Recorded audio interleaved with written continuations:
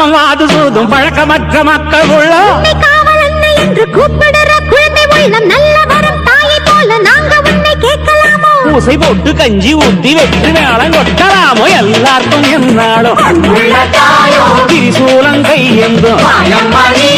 புவியாளும் மாத்தாவோ முக்கண்ணன் மனையாளும் ஏழகிட்ட மென்மேலும் அன்புள்ள தாயோ